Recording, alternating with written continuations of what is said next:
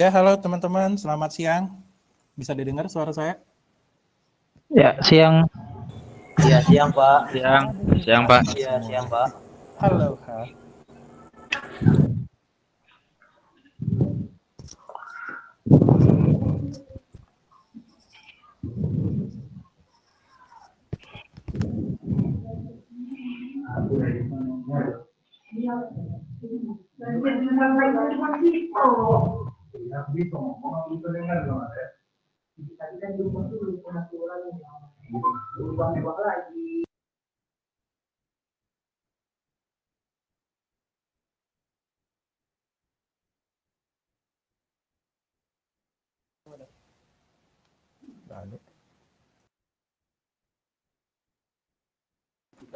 Ya, halo teman-teman. Ya, selamat siang.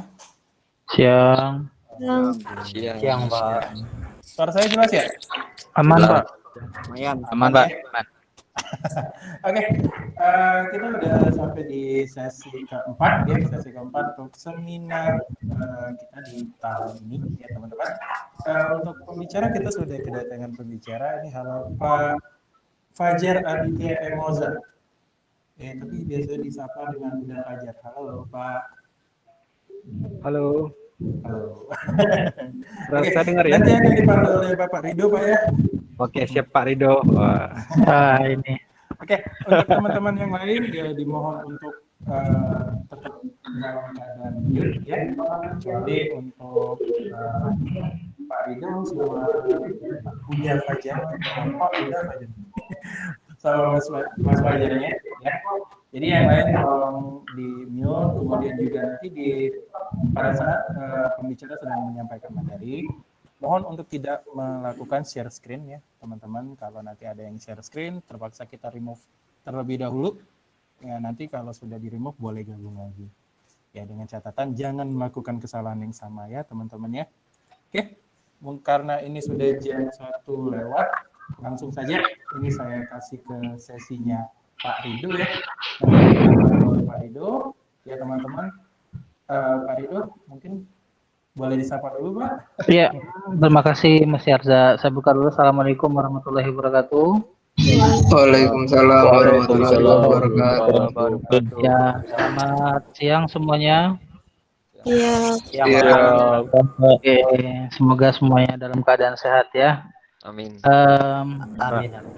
Ya, terima kasih sebelumnya kepada semua peserta webinar ya yang sudah hadir pada siang hari ini di webinar Milenial itu Digital dengan tema kita siang hari ini peluang usaha desain grafis.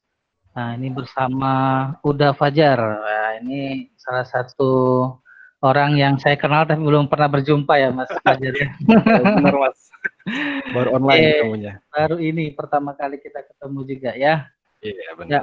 Jadi acara webinar ini diselenggarakan oleh STEMIC Palkomtek dan Politeknik Palkomtek yang disponsori oleh BNI, kemudian disupport oleh Google Gapura Digital, kemudian Qualitiva.id dan Telkomsel.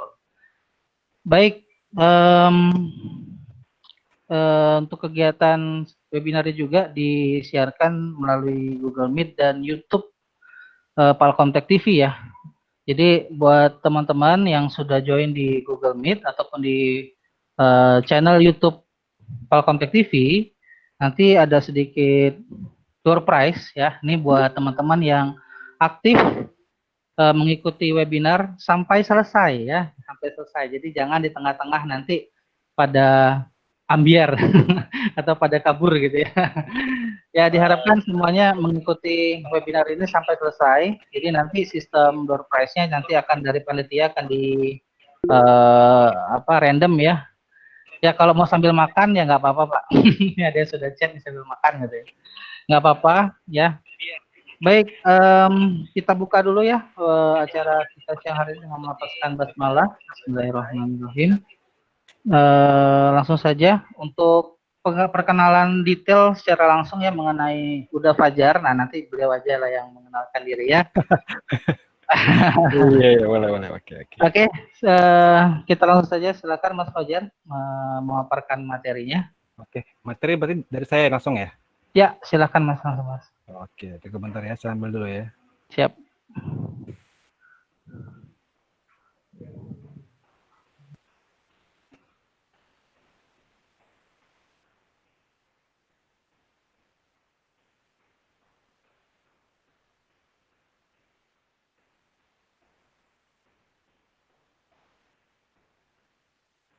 Oke, baik. Bismillahirrahmanirrahim. Assalamualaikum warahmatullahi wabarakatuh.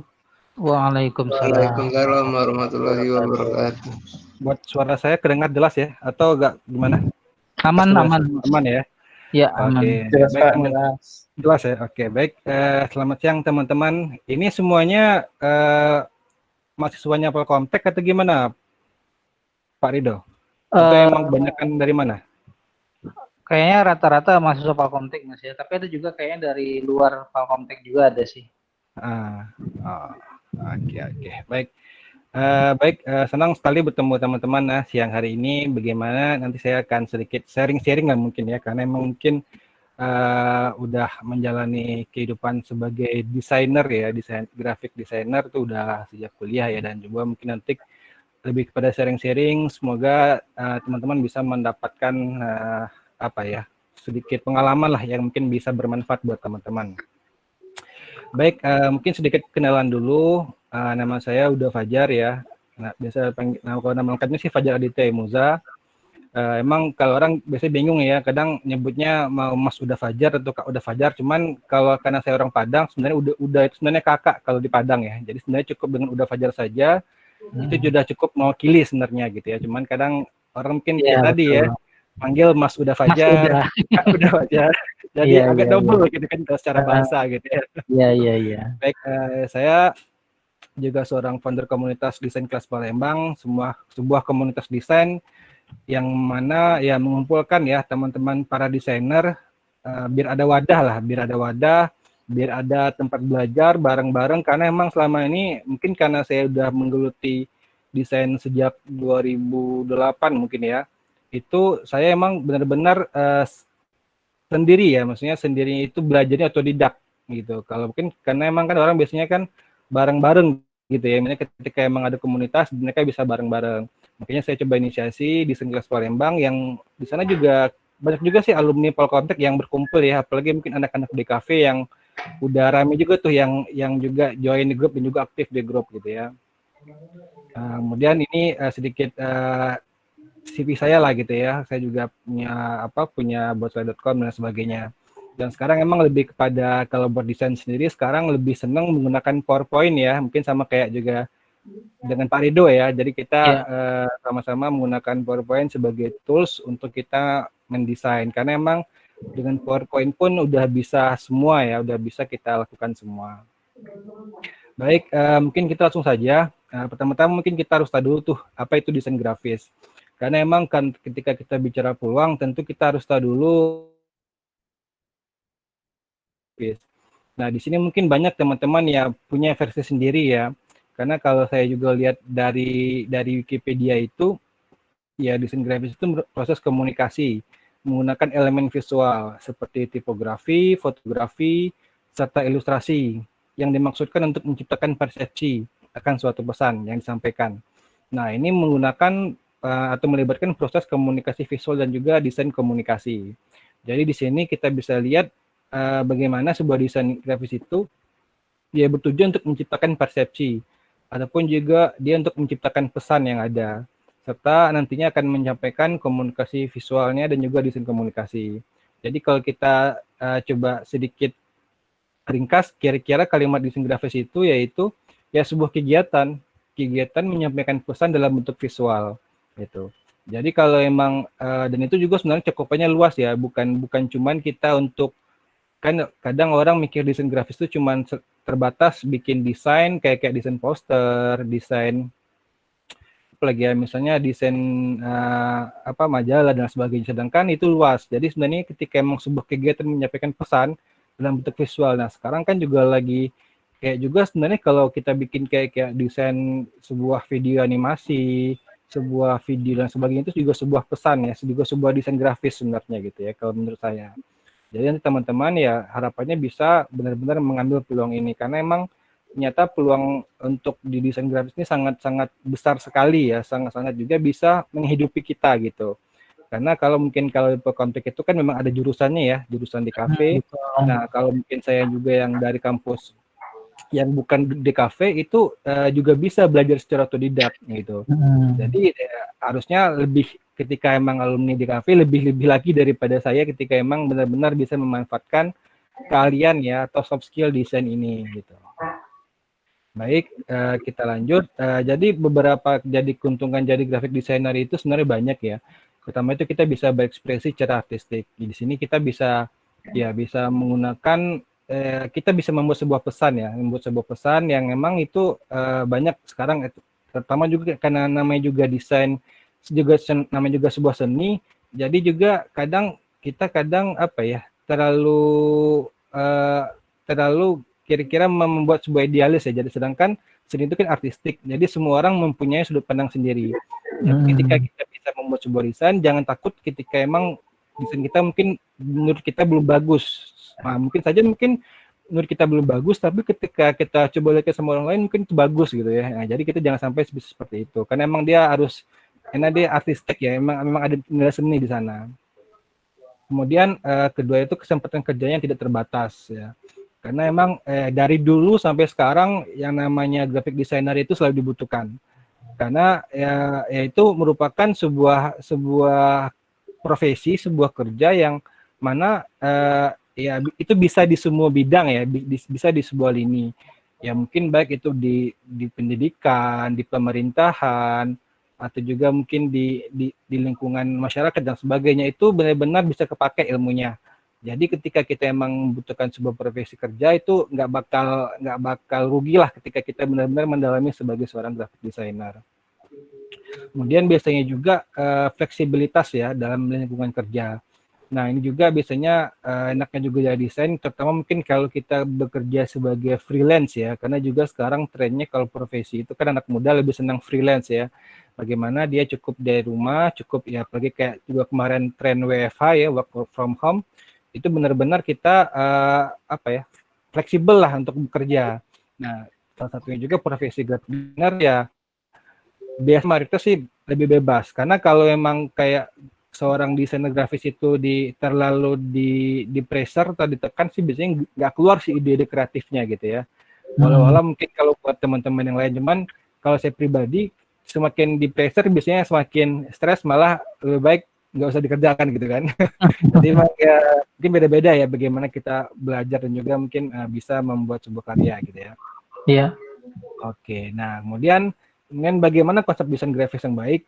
Nah, di sini kalau teman-teman di sini kebanyakan Pak Rido emang alumni emang kuliah di kafe atau emang non di kafe? Di peserta kali ini kayaknya campur Mas, ada dari beberapa prodi yang ada di Palkontek. Ada yang sistem informasi, informatika, kayaknya banyak ya Mas ya. Gak cuma ya? di kafe. Jadi banyak. Jadi emang kalau yang buat desain mungkin udah banyak juga nggak kira-kira? Kira-kira yang kira-kira udah bisa desain gitu? Sepertinya banyak Mas. Banyak ya? Iya. Oke. Nah baik. Jadi benar gitu ya. Bentar. Oke. Jadi banyak sebenarnya teori-teori, terutama mungkin kalau anak-anak di kafe mungkin lebih paham lah ya mengenai teori-teori desain grafis yang baik. Cuman saya akan nanti coba menjabarkan menurut pengalaman saya dan juga mungkin menurut beberapa literasi yang saya baca. Jadi ada namanya konsep CREP ya. Nah, ini merupakan sebuah konsep yang diambil dari buku Robin Williams ya, Non-Designers Design the Book. Ya, ini edisi ketiga. Nah, di sini nantinya ada beberapa pertama itu misalnya itulah kontras ya. Sama kontras ya. Jadi kontras ini dimaksudkan di sini ya bagaimana sebuah objek itu berbeda dengan yang lain ya. Coba saya secara umum dulu gitu ya. Ada kedua tuh repetisi ya, terus ada alignment, ada juga proximity. Nah, jadi di sini bagaimana kita membuat desain itu ya dari prinsip ini biasanya. Ya kalau mungkin buat saya pribadi juga sering menggunakan prinsip ini karena emang benar ketika kita sudah apa namanya nih kadang orang yang kalau baru belajar sih biasanya sih sering mungkin kayak di kontrasnya masih belum dapet gitu ya. Juga kadang juga di alignment-nya juga kadang juga tidak terlalu banyak gitu ya. Nah, jadi seperti itu. Nah, Kontras itu Mas Fajar kayaknya lebih ke pewarnaan Mas ya, atau gimana Mas? Nah, ini baru masuk kita materinya. Jadi sebenarnya Oh. banyak sih kalau kontras itu sendiri ya. Kalau di sini saya lebih pada 4 biasanya ya. 4 ini ada warna, bentuk, ukuran, posisi. Jadi sebenarnya kontras itu kan kita ingin menyampaikan pesan dalam bentuk sebuah yang berbeda. Nah, di sini biasanya elemen desain itu kan ada seperti warna, ada bentuk atau shape, ada ukuran atau size, ada posisi atau memang di mana letaknya gitu ya. Jadi kontras bisa di antara keempat ini gitu. Jadi ketika emang kita ada sebuah desain yang kira-kira kita membuat sebuah poster desain, misalnya poster tentang acara hari ini gitu. Jadi misalnya ketika kita buat judul, kita buat subjudul, kita buat juga keterangan, itu apakah kita bikin dengan warna yang sama? Oke. Kemudian ketika bentuknya, nah kira-kira ketika kita bikin judul, subjudul, dan juga kita bikin keterangan, itu biasanya bentuk biasanya agak berbeda ya, dan juga ukuran biasanya. Misalnya ketika judul mungkin dibuat versinya lebih besar porsinya ya, dibandingkan mungkin subjudul ataupun keterangannya. Karena emang ketika kita ingin memunculkan sebuah pesan dari judul yang ada, ya kita pengen pasti besarkan. Jadi ketika orang melihatnya itu, ya langsung melihat yang besar tadi ya, yaitu judul. Gitu. Jadi emang di sini kita bisa menggunakan 4 elemen ini untuk membuat sebuah kontras dalam sebuah desain. Gitu. Kemudian ada juga namanya itu, nah ini gambarnya yang dia akan berulang ya, repetisi. Nah ini biasanya sih digunakan terutama mungkin buat orang yang senang lebih kepada branding ya, karena di sini kita melakukan repetisi yaitu pengulangan elemen yang secara bertautan ya, yang dia nantinya akan saling terkait. Jadi biasanya mungkin ketika kita menggunakan dalam sebuah poster misalnya poster tadi kita bikin acara hari ini. Nah di sana kita bisa dalam kita penggunaan jenis font. Nah dalam penggunaan jenis font itu biasanya kalau saya pribadi biasanya menggunakan maksimal 3 buah gitu ya, 3 jenis. Jangan sampai mungkin dengan alasan biar rame kita bikin banyak jenis fontnya. Nah itu biasanya agak gimana kita lihatnya gitu ya, karena terlalu banyak itu terlalu rame. Jadi biasanya kita mungkin ya cukup font yang judulnya beda dengan font yang keterangan dengan subjudul mungkin sama gitu ya. Jadi bisa seperti itu. Ataupun juga buat warna. Nah juga biasanya kalau warna ini kayak kita mungkin kalau kita bisa lihat mungkin dalam sebuah branding identity mungkin warna juga sangat berperan ya. Karena emang mungkin kalau kita lihat mungkin kayak misalnya warung KFC misalnya. KFC bagaimana dia semuanya konsisten ya. Dia melakukan warna yang merahnya sama semua. Nggak ada mungkin dia bikin mungkin warnanya warna kuning gitu kan, ataupun misalnya warna hijau gitu. Nah itu dia akan melakukan pengulangan elemen yang secara berkaitan gitu. Jadi nantinya konsisten. Nah jadi dia akan konsisten membuat sebuah elemennya itu kan disusun dalam sebuah desain itu emang harus pengulangan tadi gitu ya. Oke. Lanjutnya itu di sini namanya, di sini bisa kita lihat nih kira-kira di antara 2 jenis ini mana yang paling kira-kira bagus dalam menurut teman-teman? Ini kayaknya nggak tampil Mas. Oh nggak tampil ya? Ya, coba di present ulang Mas. Oh gitu ya? Tunggu bentar.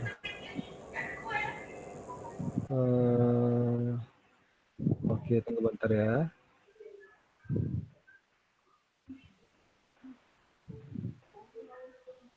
Oke. Udah tampil? Sudah. Sudah ya? Oke, sip. Tunggu bentar ya. Tadi udah sampai mana tadi? Sorry tadi saya nggak ini. Sekarang udah tampil ya? Udah tampil belum? Sudah. Halo, sudah ya? Alignment-nya belum keluar. Oh, ya. Tulisannya nggak ada. Ya, emang benar tadi. Oke. Saya tadi baru ngetes nih. Kira-kira dari objek ini mana yang bagus gitu kan. Nah, di sini kita bisa lihat di sini namanya alignment gitu ya, ataupun penjajaran. Nah, di sini gunanya alignment itu sebuah konsep yang benar dia akan membuat sebuah terkait ya. Jadi nanti kan memberikan kesan elemennya itu saling terkait. Jadi emang kadang ya mungkin kita bisa lihat mungkin di beberapa desain teman-teman kita juga mungkin yang mungkin juga baru belajar ya bagaimana ya kayak peletakan kadang kala untuk tulisan, kadang ya dibikin buat judulnya mungkin rata kiri, terus buat judulnya mungkin di rata kanan, terus juga kadang buat keterangannya mungkin dibuatnya tidak rapi secara layout gitu ya. Karena padahal penting loh untuk bagaimana kita buat desain itu lihat juga rapi biar memudahkan kita dalam menyampaikan pesan dan juga lebih enak dibaca sama audiens kita gitu. Oke, terakhir itu adalah proximity ya. Nah, ini kedekatan secara visual. Nah, ini biasanya buat teman-teman kalau ketika lihat pertama kali nih desain ini bacanya apa? Halo? Sasa. Sasa ya. Sasa Lili. Sasa Lili gitu ya. Padahal kalau kita bisa lihat itu kan harusnya itu kan sale ya. Nah, diskon ya. Padahal nih kita lihat tuh yang cewek itu ngomong sale-sale, yang kucingnya ngomong Sasa Lili gitu ya. Nah, di sini kita juga harus tahu nih bagaimana kedekatan secara visual itu juga mempengaruhi juga audiens kita ketika membaca desain kita, ketika membaca desain, ketika menangkap pesan dalam desain kita. Jadi jangan sampai kadang-kala ya sering gini ya, kadang ya kita kadang juga sering kalau kita lihat mungkin di beberapa desain juga mungkin di Google itu bagaimana ya peletakan sebuah elemen itu kadang amburadul sehingga ketika kita baru pertama kali baca itu pesannya nggak benar-benar nggak dapet sama yang lainnya. Nah, itu. Jadi nantinya ketika emang kita bikin sebuah desain pastikan peletakan atau proximity ini benar-benar kita perhatikan gitu. Oke, nah ini kita lanjut mungkin kepada peluang kerja desain grafis. Di sini kalau kebanyakan teman-teman masih kuliah semua atau emang ada kerja? Atau ada yang juga yang nyambi kerja sambil kuliah itu gimana? Ya, kerja sambil kuliah, Kak. Oh, sambil kuliah ya. Oh, Cuma lagi lockdown. Nyambil ya. Freelancer lah. Freelance ya. Oke, siap. Ya, benar. Jadi sebenarnya peluangnya banyak banget ya kalau secara kategori sih mungkin saya membaginya dalam 2 jenis ya. Jadi ada nanti namanya itu kantoran dan juga freelance ya. Yang pastinya bedanya ya kalau kantoran ini ya pasti harus kita ngantor dari pagi sampai sore, ada jam kerja yang diberlakukan gitu ya. Masuk jam 8, pulang jam 5 biasanya. Dan juga mungkin secara kalau secara apa ya yang kita dapatkan itu mungkin relatif dia sama tiap bulan misalnya gaji ataupun sebagainya. Sedangkan untuk kewajiban mungkin ya kita biasanya ya tadi bisa mungkin di bawah tekanan, bisa juga mungkin kita mungkin tergantung tempatnya sih ya. Kadang ada yang tempat kerja itu yang membuat juga happy pekerjanya, kadang ada juga yang membuat stres pekerja itu memang mungkin tidak bisa kita samaratakan ya. Kedua ada juga freelance ya. Ya mungkin tadi teman-teman juga sudah banyak nih yang sebagai freelance ya, benar. Ya freelance ini pastinya lebih bebas ya, lebih bebas, waktunya lebih banyak dan juga kita lebih bisa berkreasinya itu biasanya lebih santai dan juga lebih kreatif sih biasanya sih kalau dibandingkan yang kerja kantoran, karena emang freelance ini kan biasanya lebih bebas, jadi dia lebih bisa mengeksplor lagi, lebih bisa mencari-cari lagi apa sih kira-kira yang emang relevan dengan pekerjaannya. Nah di sini kita mungkin di bidang desain ya, kalau mungkin kantoran mungkin ya dia harus mungkin kerjanya mungkin kerja di bidang sebagai ya, terutama juga mungkin kalau kantoran biasanya sih kalau pengalaman saya kalau buat desain itu harus bisa semua ya. Jadi harus bisa desain, harus bisa video, bahkan juga harus bisa juga untuk masalah-masalah komputer ya, masalah-masalah multimedia. Apakah emang apa misalnya ada komputer yang rusak sedikit ya, silakan nih biasanya orang-orang multimedia atau desain yang akan memperbaikinya gitu ya. Ataupun juga ketika masang LCD dan sebagainya yang kira-kira mungkin tidak relevan ya dengan kerjaannya, cuman ya itulah mungkin beberapa perusahaan yang menganggap desainer itu ya bisa semua, sama kayak IT ya. Jadi biasanya desain sama IT sama tuh, biasanya sama dengan tuh. Jadi ketika dia desain dia pasti bisa IT. Nah ketika di IT mungkin dia bisa juga desain gitu kan. Padahal itu sebuah keilmuan yang berbeda ya sebenarnya ya. Cuman itulah kalau untuk mungkin kalau Palembang mungkin masih seperti ini, cuman kalau mungkin di Jawa mungkin udah ada beda-beda ya sebut. Cuman kalau di Palembang kayaknya teman-teman saya juga kemarin pas juga ngelamar ini ya kebanyakan seperti itu. Jadi ketika dia bisa desain, dia harus bisa minimal dia bisa video nih. Padahal ya ngedit desain sama ngedit video itu sama-sama berat loh gitu ya, nggak gampang karena kalau kita mungkin di freelance tuh mungkin itu bisa jadi 2 job ya. Nah, tapi ketika kita di kantoran mungkin tuh jadi 1 job aja gitu, padahal itu yang berbeda gitu. Oke. Nah di sini mungkin ada beberapa yang menjadi perbedaan yang secara spesifik gitu ya. Nah kelebihan freelance mungkin yang tadi saya bilang tadi, pertama mungkin dia bebas secara waktu gitu ya. Terus potensi penghasilan juga mungkin tidak terbatas ya, asalkan kuat durasi kerja dan juga mungkin asalkan juga kuat secara relasi ataupun networking. Karena kalau freelance yang emang dia nggak ada relasi, nggak ada berjejaring ataupun networking, biasanya juga agak susah ya. Kecuali kalau emang dia kebanyakan bikin kayak karyanya itu mungkin dijualnya mungkin di situs ya, kayak misalnya di Microsoft dan sebagainya. Nah, di situ mungkin kita bisa berkreasi juga tuh. Kita bisa mendapatkan penghasilan juga yang itu mungkin juga sebagai passive income ya. Kita bikin sekali cuma dipakai ataupun dibeli orang berkali-kali. Jadi ya ini kira-kira kelebihan freelance gitu ya. Sedangkan kalau kekurangan freelance itu ya pastinya kan emang tadi gajinya itu dia tidak terikat ya, dia tidak ada duit lembur, tidak juga. Terus juga ketika dia tanggal merah mungkin dia tetap harus kerja ya, karena emang kalau kantoran mungkin jam-jam kerja, hari kerja Senin sampai Jumat biasanya. Ya kalau freelance mungkin ya hari libur pun, hari Minggu pun, bahkan misalnya kayak kemarin juga teman-teman saya itu ada yang pas Lebaran pun masih kerja gitu ya, masih harus bikin desain, masih harus, apalagi kan kemarin juga karena emang trafficnya tinggi, bikin video-video ucapan gitu ya, itu kan harus masih kerja gitu maksudnya. Nah, seperti itu. Dan juga ya tadi ya, kekurangan tadi juga ini tadi nih harus dia cari klien sendiri. Ini yang saya bilang tadi. Kalau emang kita nggak punya relasi, nggak punya apa namanya ya jejaring networking ataupun kenalan-kenalan yang emang membutuhkan jasa kita, itu kita agak susah berkembang. Kecuali kita emang tadi mainnya mungkin di kayak di Microsoft ya, kayak misalnya kayak di Behance, kayak juga di Creative Market dan sebagainya. Makanya penting mungkin buat teman-teman juga yang intinya yang sebagai desain, ketika dia memutuskan sebagai freelance, dia harus bisa nih mencari relasi, minimal mungkin join di komunitas, karena emang kalau kayak di komunitas saya itu sering tuh biasanya berbagi loka gitu ya, berbagi job lah. Jadi misalnya ada nih teman-teman yang mungkin butuh teman partner nih untuk misalnya bikin desain apa gitu kan, tinggal di share ke grup siapa yang siapa yang bisa, yuk kita kerjain bareng-bareng gitu kan. Itu biasanya sering guys seperti itu.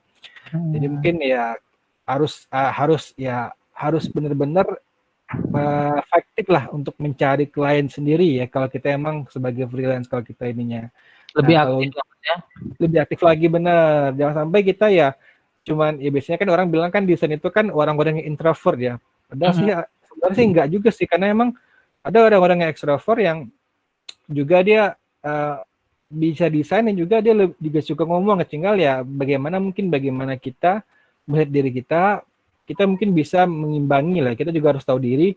Oh ternyata mungkin ketika aku agak susah untuk misalnya berkomunikasi, misalkan emang ketika kita relasi itu kan harus sering-sering menjalin hubungannya, harus say hello, terus juga harus sering-sering juga ya kita menyapa, terus juga ketika emang ada momen mungkin kita bikinkan hadiah atau sebagainya, ataupun ketika emang kita lagi ngumpul ya aktiflah kita bersuara gitu kan.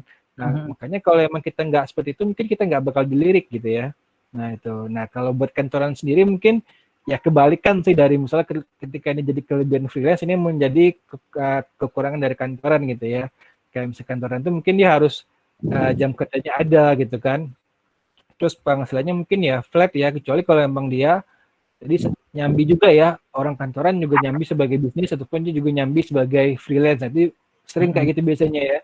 Buat dia nambah-nambah penghasilan mungkin ketika jam kantornya selesai, mungkin dia bisa bikin desain itu mungkin malam atau misalnya hari-hari libur gitu ya.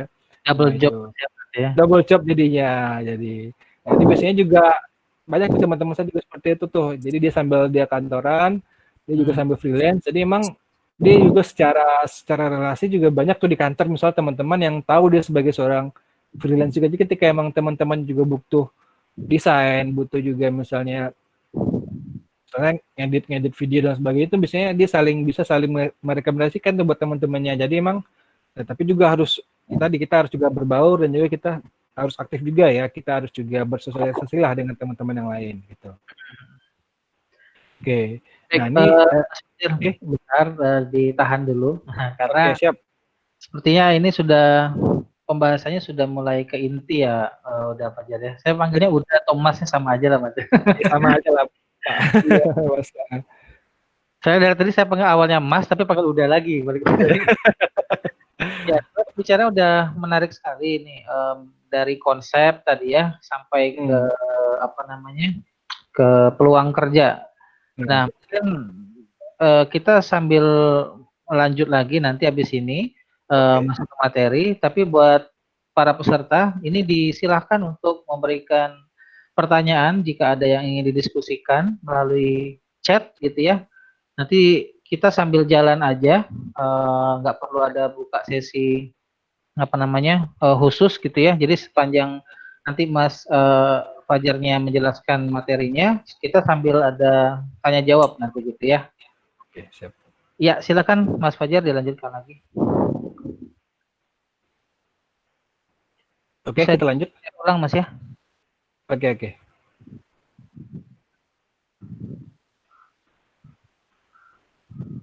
Oke.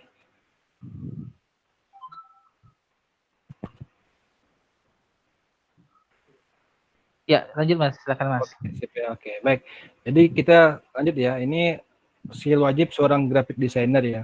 Karena emang yang namanya soft skill ini nggak bakal dapat dalam sehari 2 hari ya. Jadi mungkin buat teman-teman yang nantinya emang pengen mencoba untuk terjun di dunia desain grafis ini, pastikan kita harus aktif dan juga dan juga rajin ya untuk mengulang-ulang kembali, karena emang ya nggak bakal kita dalam sehari 2 hari belajar langsung bisa gitu. Pasti butuh waktu yang panjang, dan kita juga belajar bagaimana ya kita bisa sudah siap nih ketika kita sudah dapat ilmunya, kita bisa mungkin langsung ya buka jasa atau lain sebagainya gitu. Oke. Nah, ini mungkin beberapa skill wajib ya yang mungkin versi saya sendiri. Pertama itu adalah kreativitas ya. Nah, ini yang sangat krusial karena emang kita kalau nggak kreatif, kita kalau nggak bisa berkembang lebih baik lagi, kita bakal dilindas ya. Karena emang desain ini apalagi di dunia digital ini pasti cepat, dan juga pasti perkembangannya itu sangat-sangat cepat sekali.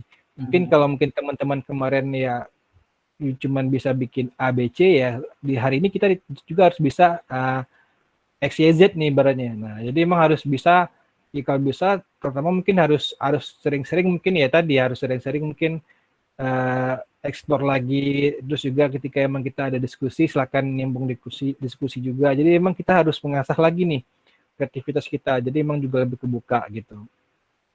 Kemudian komunikasi. Nah, ini juga skill yang penting menurut saya, karena emang kadangkala ya tadi seorang desainer grafis itu mungkin dia pengennya mungkin ya males kadang ketemu langsung dengan klien ya. Kadang juga ada beberapa sih yang mungkin dia cuma lewat by email, apakah by WA, silakan kerjakan ini, silakan ini. Sedangkan ketika kita nantinya ya langsung mungkin ketemu langsung, misalnya langsung ketemuan secara offline, itu agak susah, agak kadang-kala berkomunikasi. Nah, makanya penting kita juga jangan sampai ya mandek aja di rumah, jangan sampai seperti itu ya. Kita juga harus sering-sering bersosialisasi, bagaimana kita mengkomunikasi kita, bagaimana kita benar-benar ya mungkin bisa ikut juga mungkin beberapa kelas public speaking dan sebagainya, karena itu penting buat kita nantinya ya berkomunikasi dengan baik dan benar gitu. Nah, ketiga yang pastinya ini sudah wajib sekali ya, menguasai aplikasi desain. Memang sih aplikasi itu kan sebagai tools ya, jadi jangan sampai kita terlalu berpatokan pada aplikasi. Tapi setidaknya aplikasi itu bisa menunjukkan jati diri kita. Misalnya kita sebagai usernya mungkin Photoshop, ataupun misalnya kalau buat di Vector itu mungkin kayak Illustrator atau CorelDRAW, pasti kita akan dikenal sebagai orang yang sudah bisa itu ya. Nah, kadang-kala ya kita cuman menguasai 1 atau 2, cuman ya sebenarnya juga nggak masalah sih, cuman lebih bagusnya kita bisa semua, cuman mungkin ada 1-2 yang memang kita menjadi spesialisasi di sana. Jangan sampai malah kita bisa semua, cuman bisa ala kadarnya saja. Nah, jadi kita nantinya ya pasti banyak nih, karena emang aplikasi itu ya sangat menunjang sekali ya, karena emang kita harus bisa ketika emang kita misalnya bikin desain, kita tahu nih, oh ternyata bikin seperti ini bagusnya di aplikasi A. Bagusnya ketika kita bikin kartun mungkin bagusnya di aplikasi B dan lain sebagainya. Jadi itu sangat penting buat kita juga menguasai aplikasi desain gitu. Nah, kemudian yang keempat itu ada presentasi. Nah, ini mengapa juga penting bagi saya, karena emang kita tentu juga harus bisa menyampaikan pesan ya. Tentunya mungkin ketika kita sudah berhadapan dengan klien yang memang sudah besar dan juga mungkin minta ketemu langsung, kita harus mempunyai kemampuan ya bagaimana membuat sebuah presentasi yang menarik, bagaimana membuat sebuah presentasi yang kira-kira pesannya ini sampai nggak sama audiens kita gitu ya. Nah, itu juga penting. Terus juga bagaimana teknik-teknik ketika emang presentasi ya, apa yang harus kita gunakan, apa yang harus kita persiapkan. Kadang-kala ya itu, kadang ketemu klien yang agak besar dikit, kita mungkin karena saking santainya kadang ya cukup menggunakan kaos oblong ataupun itu kan juga kurang etis lah gitu ya. Nah, itu kan mungkin beberapa tata krama yang mungkin juga harus kita perhatikan juga nih ketika nanti kita ketemu orang, ketemu klien untuk presentasi, bagaimana apa sih yang harus kita persiapkan terlebih dahulu gitu. Nah, kelima itu manajemen waktu. Nah, ini biasanya kalau memang sudah banyak banget, ini biasanya kliennya sudah banyak banget ini deadline desainnya, pasti kita harus punya skala prioritas ya. Nah, di sini kita harus bisa manajemen waktu. Karena emang kalau kita nggak bisa, nanti bakal banyak yang mungkin ya banyak yang molor, banyak juga mungkin yang mungkin tidak sesuai dengan harapan juga dari klien. Karena emang mungkin ketika kita bikin desainnya, ketika kita benar-benar jaga nih, misalnya cuma sehari satu desain, bagus secara kualitas ya. Namun ketika kita sudah mungkin ya saking banyaknya yang kita ambil, mungkin sehari itu bisa sampai 5 atau sampai 10 desain, itu pasti akan berkurang kualitasnya.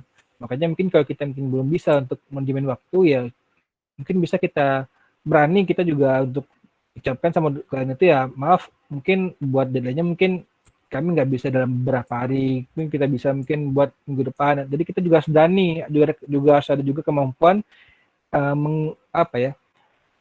melobi ya, juga negosiasi tadi ya, juga untuk bisa juga ya bagaimana ya kita juga bisa hingga manajemen waktu kita ini juga benar-benar tercapai gitu. Nah, yang keenam itu jaringan atau yang tersebut tadi sebuah relasi ya, karena ini juga penting. Karena kalau kita nggak ada relasi, kalau kita nggak ada teman-teman yang menggunakan jasa kita, yang nggak tahu juga dengan kita, ya kita juga nggak bakal bisa berkembang. Karena biasanya ketika kita berkembang itu pasti ketika sudah ada yang orang bikin dengan kita, oh ini sudah ada hasilnya nih, sudah ada portofolio ini udah bagus, nah itu bisa akan berlanjut biasanya. Cuma ketika emang kita sudah belum ada hasilnya ya agak juga susah juga kita untuk berkembang. Jadi ini lebih kurang 6 skill wajib yang memang ini mungkin tidak dipelajari secara formal di kampus ya. Mungkin kita bisa mencari nantinya ya sambil di luar, apakah juga tadi otodidak atau juga mungkin dari diskusi dengan teman-teman ataupun juga ngumpul dengan beberapa komunitas gitu ya. Intinya kita harus terus mengembangkan diri kita, harus terus mengupgrade skill-skill kita. Mungkin hari ini kita cuma bisa 2 aplikasi desain, mungkin ke depan kita harus bisa 3 atau 4 gitu ya. Dan mungkin ketika 2 ini juga yang tadinya cuma hanya bisa yang basic, mungkin kita harus menguasai ini sampai tingkat mahir nih. Jadi memang ketika orang-orang mencari, oh siapa sih yang bisa desain seperti ini, kita sudah bisa. Karena emang kalau buat desain sendiri kebanyakan orang Palembang mungkin masih sedikit yang kira-kira unjuk gigi gitu ibaratnya. Karena emang kebanyakan juga ya teman-teman juga di sini, kalau saya lihat juga ya banyak masih mengambil desain, misalnya kayak desain lain itu ngambilnya masih ke Jawa. Ya apakah emang skill orang Palembang yang emang masih belum sampai ke sana, atau emang mungkin orang belum tahu dengan dia gitu kan. Nah, itu juga yang sangat penting bagi kita. Makanya itulah gunanya mungkin kita tadi berkomunitas, berjejaring. Jadi orang tahu dengan kita juga sudah aktif di sana, kita juga bisa melihatkan atau memperlihatkan hasil karya kita gitu. Nah. Ini Mas Fajar, Kita coba jawab 2 pertanyaan dulu. Itu ada di chat. Yang pertama dari All Printable. Wah, namanya keren banget ya. Dari All Printable. Nah, ini menurut Mas Fajar, bagaimana perkembangan profesi seorang desainer di masa depan? Kemudian khususnya di Indonesia. Dan kiat-kiat apa saja untuk mengasah skill seorang desainer? Oke, silakan Mas. Oke, baik. Kalau perkembangan profesi di masa depan sangat-sangat dibutuhkan ya, karena sekarang sudah zamannya digital, yang mana digital itu ya kalau kita membuat sebuah apapun itu harus dengan visual. Nah, visual di sini kan tentu kita harus bisa membuat sebuah imajinasi yang di dalam pikiran kita menjadi sebuah benda nyata. Ya maksudnya itu kayak tadi, apakah desain poster, desain publikasi, desain produk, desain interior, banyak sekali yang bisa kita coba nanti kita pilih nih mana yang kira-kira cocok dengan kita. Nah sekarang karena emang sangat butuh, karena kayak juga sekarang kan kayak desain juga kan udah terbagi macam-macam nih. Kalau dulu mungkin cuma desain grafis, sekarang mungkin juga ada nih kayak misalnya desain website gitu ya. Jadi bagaimana ya kita mengatur UI UX-nya dan sebagainya, itu sangat-sangat benar-benar dibutuhkan di masa depan. Kayak kalau untuk mengasah skill ya harus sering-sering belajar dan juga berkomunitas ya. Maksudnya itu kita ngumpul dengan juga sesama desainer. Karena kalau kita nggak kumpul dengan sama desainer biasanya sih ya mungkin kayak juga patah Arab lah gitu ya. Bagaimana ketika kita kumpul dengan orang penjual minyak wangi, kita juga akan kecipratan nih wanginya. Kalau kita juga berkumpul dengan para pandai besi, kita juga akan menjadi seorang pandai besi gitu kan. Makanya ketika kita ingin benar-benar meyakinkan diri kita untuk mau jadi desainer di masa depan, ya kita harus bisa berkumpul juga dengan para desainer. Nah itu biasanya kan ada komunitasnya, ada juga mungkin forum-forumnya mungkin bisa kita ikutin gitu ya. Nah seperti itu mungkin Mas. Ya nanti mungkin boleh juga di-share ke teman-teman, ada komunitas yang mungkin Mas Fajar sudah banyak sekali, ada beberapa gitu ya, saya juga udah ngikutin beberapa komunitas. Nah nanti mungkin buat yang para peserta di sini bisa di-share juga gitu Mas ya, di akhir kayaknya. Siap. Oke, mau lanjut pertanyaan kedua atau lanjut materi dulu? Ini Mas Fajar. Boleh kayak dua-dua aja kok enggak. Kita jawab dulu aja ya. Oke. Ini dari Egy Dwi Cahyo. Nah, assalamualaikum. Nama saya Egy dari Prodi SI. Wah, ini anak Palkomtek ya kayaknya ya. Oh ya. Ini mengenai media atau sarana apa saja yang bisa dipakai sebagai media desain grafis. Kemudian, apakah media tersebut user friendly? Ini menurut Mas Fajar ya. Mungkin dari tools tadi Mas ya. Oke. Baik, Egy Dwi Cahyo. Media di sini mungkin lebih pada tools mungkin ya. Karena emang tools desain itu banyak sekali ya. Mungkin kalau kita bisa ya mungkin yang basic mungkin kayak bisa laptop, handphone, tablet gitu dan sebagainya lah gitu. Yang itu menjadi yang memang secara hardware lah, secara bentuknya nyata gitu ya. Nah, bahkan untuk secara aplikasinya, softwarenya itu ya tadi kita bisa menggunakan kayak aplikasi-aplikasi dari Adobe misalnya gitu ya. Ada Photoshop, ada Illustrator, ada misalnya juga kalau dari Corel gitu, ada juga Inkscape, ada GIMP dan sebagainya. Nah itu bisa kita gunakan semua sebagai media. Tinggal kita ya kalau berawal sih kalau menurut aku sih kita harus coba satu-satu dulu. Jangan kita coba langsung sekaligus gitu. Itu pasti bingung karena emang secara fungsi sebenarnya hampir sama semua. Cuman secara tampilan mungkin yang berbeda-beda gitu ya. Menguasai dulu Mas ya. Benar, kayak misalnya kita emang untuk Photoshop nih, berarti kita nantinya lebih kepada untuk editing foto, karena sebenarnya Photoshop itu kan lebih kepada editing foto ya dibandingkan untuk bikin poster ya, karena memang fungsi awalnya seperti itu, cuman karena memang mudah digunakan untuk bikin poster, bikin desain, orang lebih senang menggunakan Photoshop gitu ya. Nah, kalau untuk user friendly-nya atau mudah dipakainya itu sih sebenarnya balik ke kita lagi, karena tiap-tiap orang itu berbeda, dia menggunakan sebuah tools tersebut. Ya kalau kayak saya sekarang nih misalnya, karena saya sudah mencoba semuanya, kalau saya sih lebih user friendly sih sekarang menggunakan PowerPoint nih untuk media desain saya, untuk tools desain saya, karena di sana udah bisa semua, baik dari desain, baik juga video motion, baik juga ngedit foto gitu kan, udah bisa semua, cukup dengan satu aplikasi. Karena kan kalau kita aplikasi yang di luar kan biasanya kan banyak-banyak tuh, terbagi-bagi biasanya, untuk misalnya untuk bikin vektor mungkin, logo mungkin di Illustrator. Kemudian ketika kita pengen ngeditnya dalam bentuk sebuah video motion ataupun video edit, misalnya kita bisa menggunakan Adobe After Effects. Ketika kita edit videonya mungkin kita bisa menggunakan Adobe Premiere gitu kan. Jadi banyak toolsnya, tinggal balik ke kita kira-kira nyaman yang mana gitu. Karena kalau kita belum pernah pakai, itu kita nggak bakal tahu gimana mudahnya menggunakan tersebut. Karena ada orang-orang yang ya karena dia belum pernah pakai, belum pernah tahu gimana menu-menunya apa saja, terus lebih ringan yang mana. Karena juga yang namanya juga spek desain grafis juga dibutuhkan, kalau untuk ya ininya harus juga spek yang agak lebih tinggi gitu ya. Betul. Ya benar, makanya ya harus kita tahu lah gimana speknya untuk media yang mana. Oh, kira-kira speknya yang agak seperti ini, misalnya yang medianya ini gitu. Ya kalau menurut Mas Fajil sendiri Mas, yang paling rekomendasi untuk pemula di awal kita mau belajar desain, kira-kira dari sekian banyak tadi software, kira-kira mana Mas yang lebih direkomendasikan? Apakah kita belajar Photoshop dulu, tools-nya gitu ya, atau ada Illustrator dulu, gimana Mas? Kalau saya pribadi sih dulu saya menggunakan Adobe Photoshop ya untuk awal dulu ya. Karena mungkin mikir itu yang paling mudah saat itu gitu ya.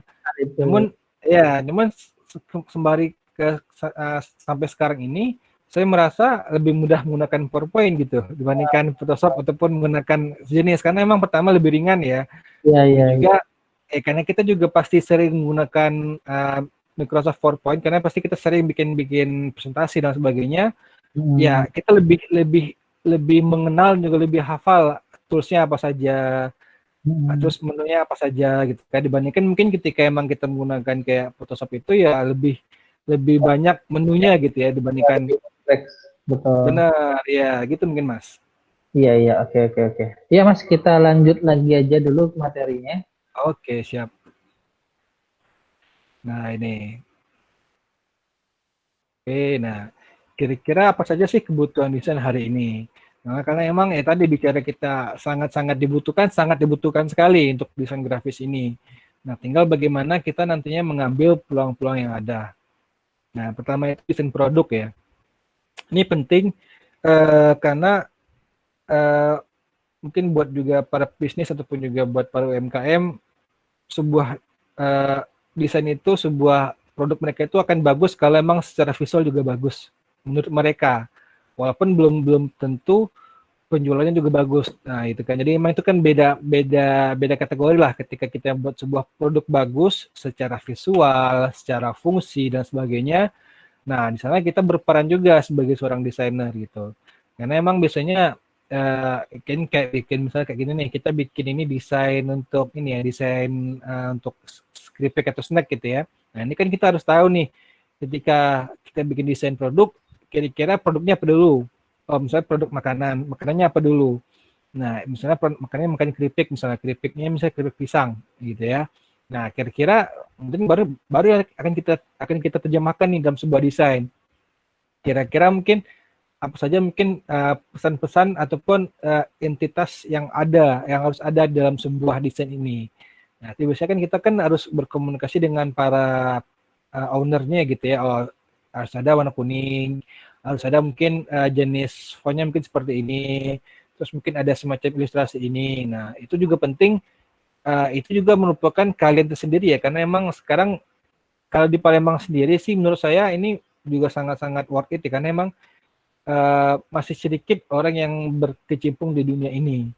Bahkan ketika juga ya membuat dan juga mencetak kayak seperti ini juga orang masih ngambil ke Jawa gitu ya kan. Di Palembang mungkin belum ada, mungkin cuman kemasan yang kayak biasa ya gitu ya. Dan tinggal padahal kebutuhannya kan sangat tinggi padahal.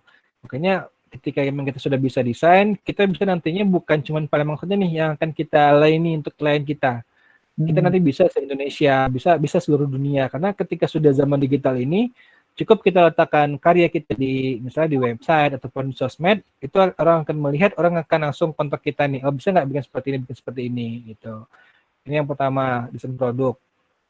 Kemudian kedua itu ada desain marketing atau promosi.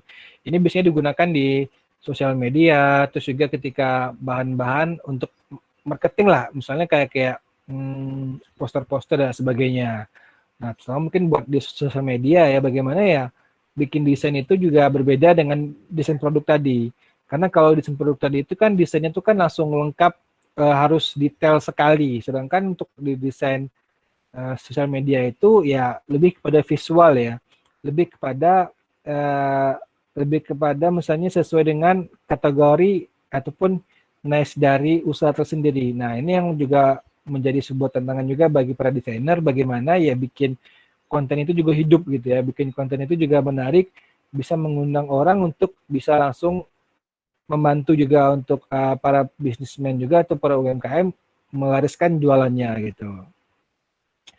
Mungkin yang ketiga ada desain publikasi.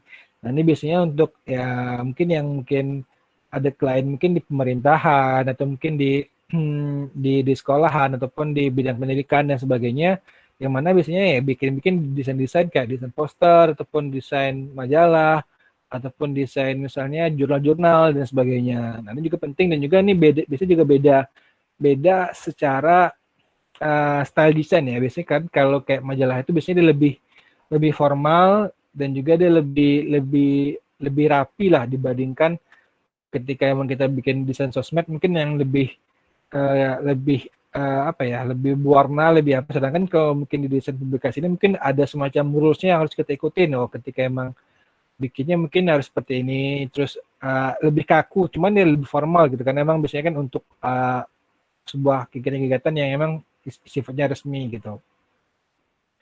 Keempat itu ada desain motion grafis. Nah, ini kalau emang yang berkecimpung di dunia motion grafis ya bagaimana ya membuat sebuah desain ya motion ya, yang motion itu dia bergerak, ya grafisnya yang bergerak ya gitu ya. Mungkin ini bisa kalau kita tahu itu bisa menggunakan kayak yang intinya kayak After Effects ataupun juga di PowerPoint bisa juga kita bikin juga desain motion grafis. Nah, ini juga sangat hype juga sekarang karena emang dengan perkembangan sekarang video yang sangat tinggi, itu membuat orang-orang lebih senang menonton dibandingkan dia membaca ataupun dia melihat secara seksama ya. Makanya ketika kita sebuah video animasi, sebuah video explainer gitu ya, itu lebih disenangi. Ya, apakah di YouTube, di Instagram, ataupun di Facebook itu lebih disenangi video. Makanya ini juga kalau memang kita sudah bisa cara-caranya membuat seperti ini, itu kita sudah punya nilai jual nih. Kita juga bisa sudah buka langsung nih. Karena emang ini masih sedikit orang yang berkecimpung mungkin yang di Palembang yang saya tahu ya. Kadang saya juga beberapa juga dapat juga job. Saya juga sebutkan juga sama teman-teman juga yang siapa yang bisa gitu kan. Nah, itu juga dan juga saya juga terbatas mencari orang-orangnya karena emang masih sedikit yang bisa seperti ini. Nah, itu. Kemudian desain identitas visual. Ini mungkin lebih kepada desain branding ya. Bagaimana kita identity branding mungkin sebuah perusahaan, sebuah bisnis, sebuah UMKM dan sebagainya. Ini biasanya desain yang juga formal dan juga dia harus bisa lengkap menyeluruh ya. Jadi kalau misalnya kita bikin desain identitas visual ini langsung kita harus bikin juga pakai misalnya semacam mockup ya. Jadi dia kelihatan realistis desain tersebut. Ketika emang nanti dicetak dalam sebuah MOOC, dalam sebuah canhit, di dalam sebuah spanduk besar gitu ya, sudah ketahuan sepertinya tampilnya nanti gitu. Ini juga sangat-sangat banyak juga dicari orang karena memang ini kalau buat di agensi dia juga menjual ini biasanya kan dia akan membuat sebuah branding identity. Nah, kemudian yang keenam itu ada desain UI atau UX. Ini desain lebih kepada desain website ya. Ini juga termasuk juga baru. Kalau untuk yang para desainer mungkin masih sedikit yang bermain di ranah ini. Sedangkan, tapi kalau kita sudah bisa tahu, ini juga peluang juga sangat besar ke depan. Karena emang desain UI UX ini juga dicari juga banyak juga perusahaan ya. Terutama juga para startup juga mencari desain UI UX. Karena emang di sini kita bukan lagi bicara tentang bagus atau tidaknya sebuah desain, tapi lebih kepada fungsionalitasnya ya. Bagaimana ya user interface-nya, bagaimana user experience-nya, ketika kita klik ini, klik itu, kira-kira sudah pas atau belum, kira-kira tulisannya kebaca atau belum gitu kan. Jadi emang style yang juga berbeda dengan desain-desain lainnya. Nah, itu juga bisa juga nih kalau teman-teman juga nanti juga mendalami di bidang ini, Ini juga di Palembang juga masih sedikit juga yang memang mendalami ini. Nah, kalau ini sendiri, kalau medianya sih biasanya juga khusus nih. Kayak misalnya kalau di Adobe itu ada namanya Adobe XD, ya. Ada juga namanya Figma, ada juga namanya beberapa tools lainnya juga ada juga lah. Nanti bisa teman-teman googling saja tools untuk mendesain website ataupun desain UI to UX-nya gitu. Ada software khusus Mas ya? Benar, dia itu khusus, dia spesial ininya. Spesial ya. Oke. Lanjut kita, ini tips ampuh menjadi seorang desainer. Nah, ini mungkin beberapa tips ketika kita ingin memutuskan menjadi seorang desainer yang mungkin baru berkecimpung. Nah, pertama itu kita bangun portofolio kita dulu. Nah, ini yang memang kalau aku pribadi sih biasanya, kalau dulu tuh biasanya biarlah orang itu kadang nggak usah bayar nih, cukup kita tunjuk skill dulu lah ibaratnya. Oh, kita bisa desain ini, sudah, ayo aku buatin, aku kasih free lah. Nah, itu sembari kita mengumpulkan portofolio kita, mengumpulkan hasil karya kita. Nah, kalau bisa emang beragam jenis desain yang kita buat. Kayak tadi misalnya kayak desain publikasi, desain branding, desain logo gitu ya. Jadi kita sudah ada semacam portofolio yang siap kita nantinya ketika kita sudah pengen buka jasa secara profesional, orang bertanya itu, mana ada nggak contoh karya ini Mas? Ada contohnya gitu kan. Karena ya kalau kita emang sudah langsung buka jasa tanpa ada portofolio, itu biasanya orang nggak bakal percaya. Gitu. Jadi juga butuh juga semacam trust dari klien itu untuk tahu nih kita pernah bikin apa saja sih gitu. Nah, kedua itu bangun relasi. Nah, ini penting saya tekankan dari tadi, karena orang yang tidak ada relasi agak susah ya. Nah, kita juga sebagai makhluk sosial harus sering-sering ya. Kita juga bersosialisasi, kita juga bangun relasi, bangun jaringan dengan yang teman-teman lainnya. Kalau bisa juga kita ikut juga beberapa komunitas gitu ya. Komunitas desain, komunitas bisnis, komunitas lain sebagainya. Karena emang kadang-kala di sanalah kita mendapat job ya untuk kalau bisa kita memang di bidang freelance, kita dapat job untuk ngedesain dari sana lah gitu. Karena kita nggak tahu nih, ternyata ada yang lagi orang yang misalnya butuh desain ini, oh ternyata kita bisa nih, langsung kita ambil gitu ya, nah di sana. Jadi memang penting relasi ini harus kita bangun dari sekarang. Nah yang ketiga ini sharing-sharing. Ya, ini sharing-sharing ini sering berbagi ya. Mungkin bisa kita lihat mungkin kayak di Instagram itu ya lagi tren ya sekarang konsep postingan itu kan postingan carousel dengan konsep microblog ya. Jadi ya terutama mungkin para desainer itu saling berlomba membuat sebuah desain yang benar-benar dia bermanfaat karena dia bisa langsung bahas ke teknis ya. Misalnya kayak mungkin ada kayak alumni Polkomtek kayak si Koiril ya, itu Victor Kades. Itu beliau juga sudah selebgram, itu juga dulunya cuman saya kenal tuh ketika dia masih di bawah 10k gitu, masih 4.000 lah followernya. Dengan cuman 6 bulan lah, 6-7 bulan dia sudah sampai sekarang 70k gitu ya, followernya. Itu dia emang cepat berkembangnya karena dia sering-sering berbagi di konten dia. Dia sering, ya mungkin bagi kita yang sudah lama berkecimpung ini anggapnya remeh gitu ya. Kadang cuman memunculkan dashboard yang hilang, terus juga memunculkan menu-menu yang hilang, terus juga memunculkan kadang warnanya berbeda.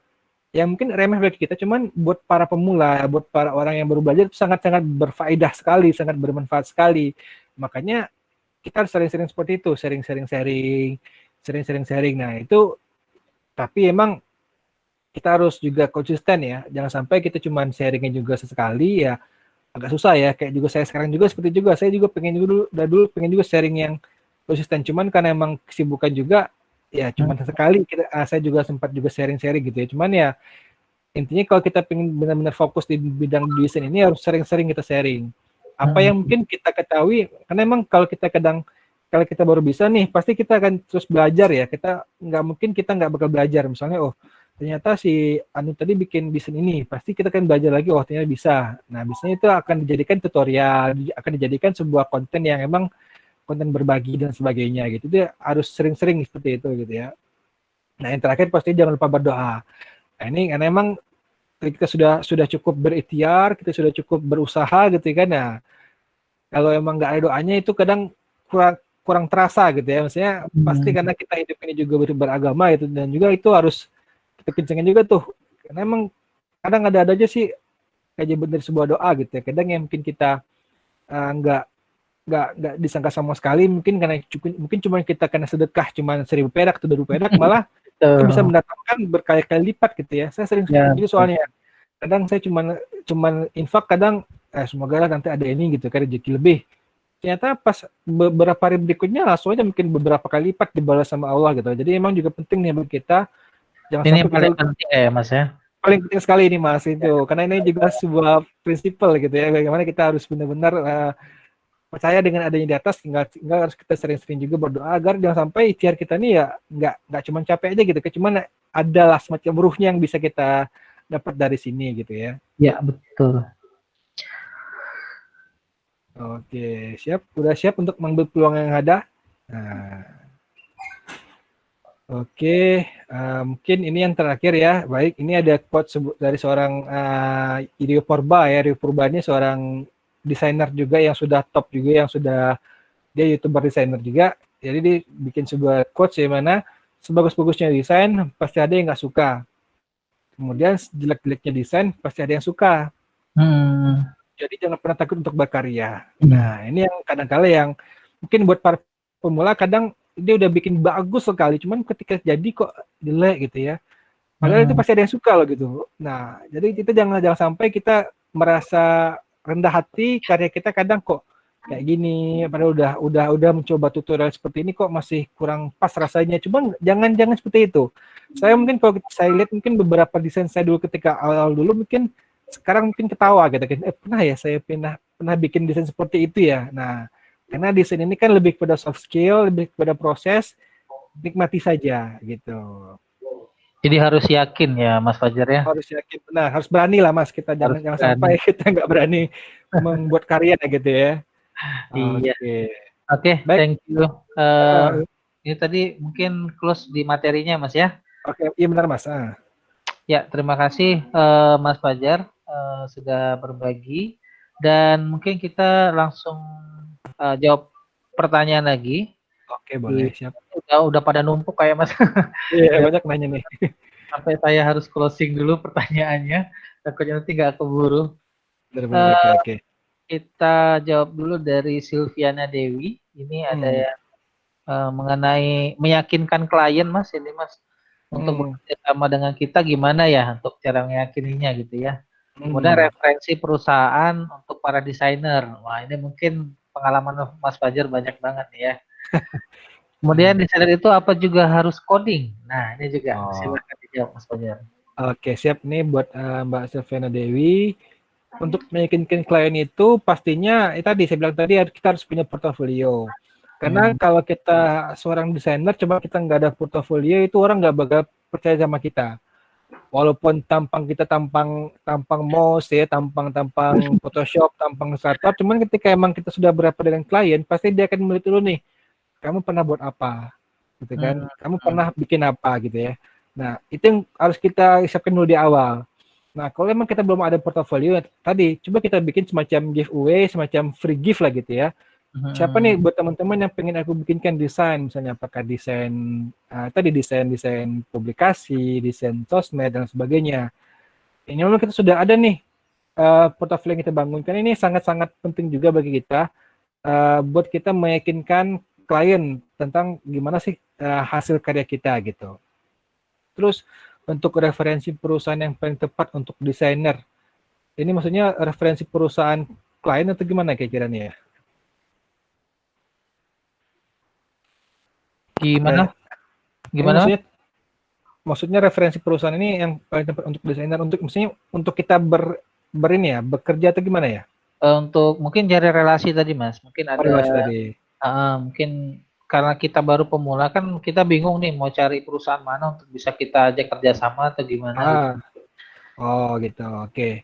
Ya kalau yang untuk referensi awal sih mungkin kalau buat perusahaan sih kita nggak harus sambil langsung perusahaan ya, karena emang kalau kita emang baru-baru pemula mungkin kita bisa mulai dari bisnis teman-teman kita atau orang terdekat Mas ya. Terdekat dulu benar, karena jangan sampai ya itu tadi sekali kita juga nambah portofolio kita bisa di sana.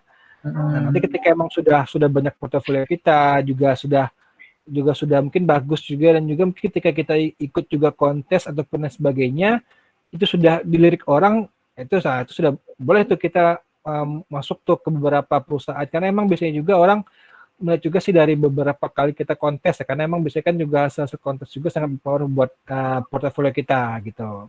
Kemudian apakah desainer juga harus coding?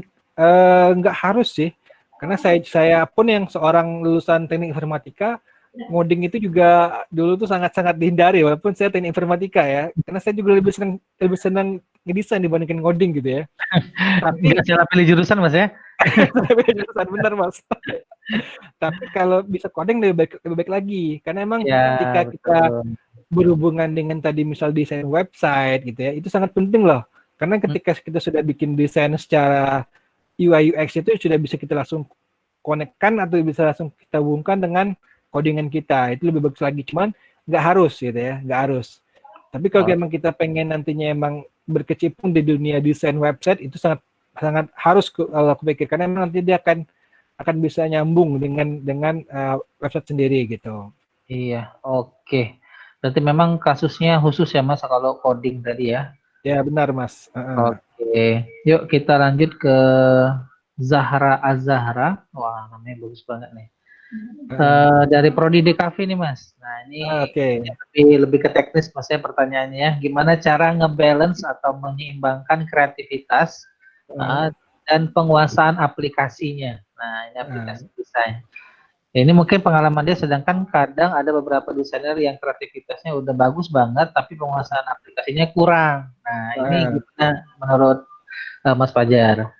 Oke, kalau kreativitasnya bagus banget, ini indikatornya apa ya? Saya juga bingung juga. Karena emang kalau saya pribadi itu yang nggak bisa kita ukur ya kalau dari segi kreativitas ya, karena itu sesuatu yang abstrak ya. Tinggal mungkin lebih kepada, kalau saya sih lebih kepada karya apa sih yang telah dibuat gitu ya.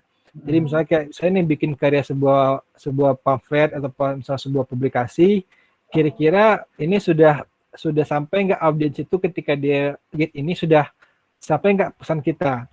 Jadi kalau saya sih lebih kepada goalnya dulu, goalnya kita bikin desain itu apa.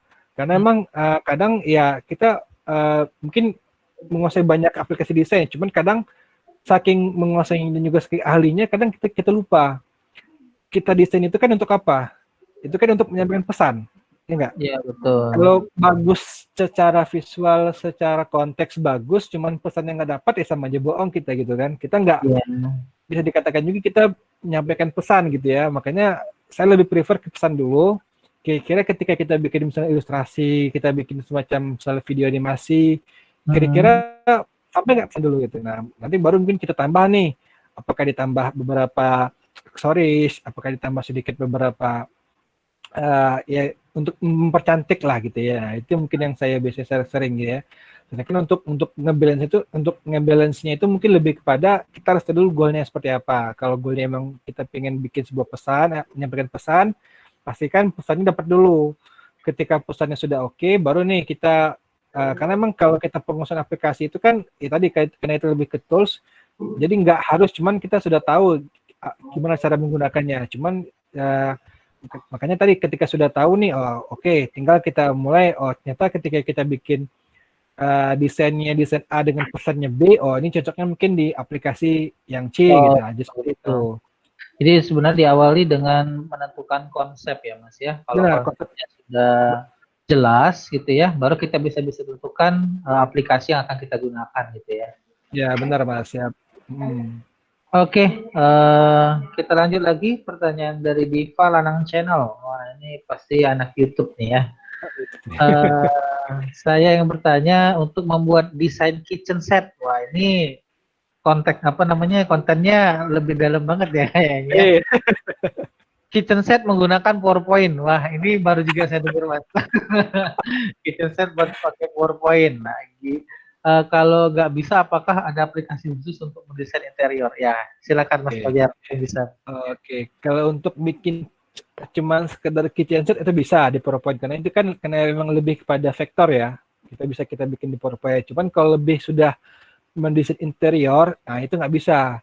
Itu mungkin juga aplikasinya kan juga khusus ya, kayak misalnya kayak Google SketchUp, kayak juga 3D Max dan sebagainya. Itu mungkin aplikasi orang-orang sipil yang AutoCAD gitu ya. Yang emang itu sudah beda konteks ya, itu mungkin buat desainnya orang-orang sipil lah, ataupun orang-orang arsitektur gitu ya. Nah itu Ya, betul. itu mungkin Mas.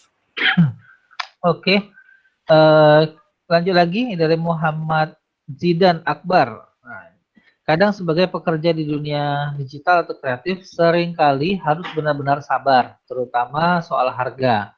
Desain masih sering sekali dianggap sebelah mata. Gimana tips dari Uda Fajar untuk menghadapi customer seperti itu? Iya, masalah harga ini masalah yang emang dialami semua desainer gitu ya. Iya, betul. Nah, biasanya harga ini akan apa ya? Akan dia relevan dengan pengalaman kita, experience kita. Jadi biasanya semakin orang itu sudah lama berkecimpung di desain dan juga sudah dikenal dia sebagai misalnya pakar ABC, nah itu lebih ada nilai tawarnya. Nah ini sempat juga nih kemarin juga dibahas juga nih di grup desain kelas Palembang, ada namanya Kak Andi ya. Kak Andi itu yang sudah senior lah, sudah malah melintang dunia desain. Kalau beliau sih nentukinnya per jam malah. Kalau kita kan mungkin cuman ketika kita bikin desain ini mungkin dicas sekian 10.000, sekian 100.000 gitu ya. Nah kalau beliau enggak, karena beliau sudah, aku lihat juga sudah expert dan juga sudah brandnya juga sudah dapat lah gitu ya. Jadi dia kalau menentukan price-nya itu bukan lagi bisa bicara quantity, tapi bicara quality itu berdasarkan jam. Jadi ketika emang dia bikin desain, berapa jam yang dihabiskan. Misalnya bikin sebuah konten desain A, ternyata dia menghabiskan lebih kurang 5 jam. Nah 5 jam itu berapa nilainya? Apakah 1 juta atau berapa itu? Tadi itu lebih kepada nantinya akan naik seiring experience kita. Makanya mungkin kalau mungkin buat teman-teman yang masih pemula, silakan makanya perbanyak dulu portofolio, perbanyak dulu experience kita. Nggak apa-apa sih kalau emang dibayar murah gitu ya, ataupun dibayar cuma terima kasih gitu ya, makasih kawan gitu kan, atau emang harga kawan kalau kita sering ya, itu nggak apa-apa kalau buat sekarang. Namun nanti ketika kita benar-benar fokus di sini, kita nanti sudah ada standar harga sendiri. Betul. Kayak saya dulu mungkin ketika mungkin di kampus dulu mungkin cuman ngucap aja ya, sudah Jar, makasih Jar ya sudah dibikin ke desain gini-gini, oke lah gitu kan. Cuman sekarang ketika kita sudah benar-benar fokus dan juga sudah punya portofolio yang banyak, kita punya nilai tawar. Oh ya sudah, kalau kamu nak cepat, kalau kamu nak murah di sana baik gitu kan. Buat kalau kerja Palembang gitu kan. Tapi kalau yang nak bagus, cepat di sini bisa, cuman harganya beda gitu kan. Nah, kita sudah punya tawar. Betul Mas. Nah, ada lupa ada harga gitu Mas ya. Benar, ada harga. Ya memang sebenarnya ini paradigma di Palembang yang kita ketahui memang masalah harga kalau dibandingkan dengan ya di Jawa gitu Mas ya, yang notabene memang kayak di Jogja itu kan ya kotanya desain gitu kan. Mungkin di sana sudah menggunakan tarif ya kayak siapa tadi Mas temannya tadi yang make per jam gitu ya. Nah, itu saya rasa masuk akal banget. Cuma kalau di Palembang ya orang masih bukan hanya apa ya, mungkin dari konsumennya Mas ya masih belum mengerti akan kerja keras orang desain. Iya benar. Ya memang sebenarnya perlu diedukasi juga Mas. Kalau harga sekian ya kita bisa kasih desain yang seperti apa gitu ya. Benar. Harganya yang bisa lebih mahal ya mungkin desainnya juga akan kualitasnya jauh lebih bagus kayak gitu. Benar siap. Makanya kalau teman-teman kayak di CP itu mereka juga sekarang bukan lagi nembak audiens buat Palembang, malah sudah keluar semua. Apakah di Indonesia ataupun di luar negeri gitu kan. Jadi kan emang secara price, secara harga itu mereka lebih dihargai dibandingkan mungkin di Palembang gitu ya. Iya, kayak kalau orang luar negeri itu benar-benar menghargai banget ya. Benar Mas. Karya desain itu. Oke. Sebenarnya menarik sekali mengenai price ya Mas ya.